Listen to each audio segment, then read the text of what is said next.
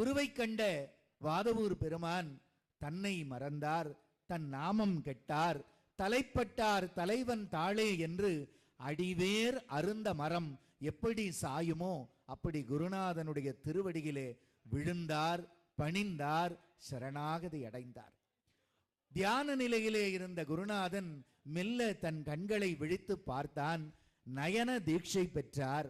வா என்று மெல்ல அருகே அழைத்தார். திருச்செவியிலே சிவநாமத்தை உபதேசித்தார். தன் திருக்கரத்தினாலே திருநீற்றினை பூசி ஸ்பரிச தீட்சை வழங்கினார்.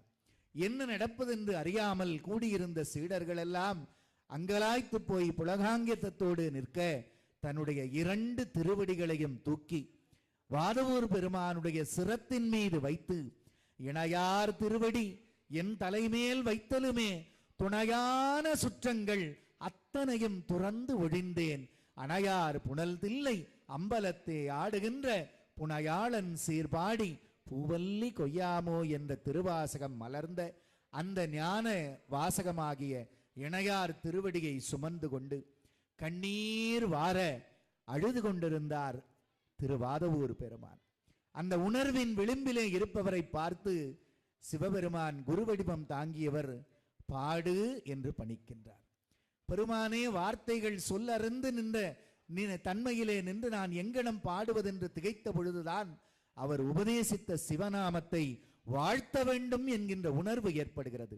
அந்த உணர்வின் உச்சத்திலே நின்று நமச்சிவாய வாழ்க, நாதன் தாழ்வாழ்க, இமைப்பொழுதும் என் நெஞ்சில் நீங்காதான் தாழ்வாழ்க, கோகழியாண்ட குருமணி தன் தாழ்வாழ்க என்று குருநாதருடைய திருவடியிலே கண்ணீர் துளிகளை காணிக்கையாக சமர்ப்பிக்கின்றார்.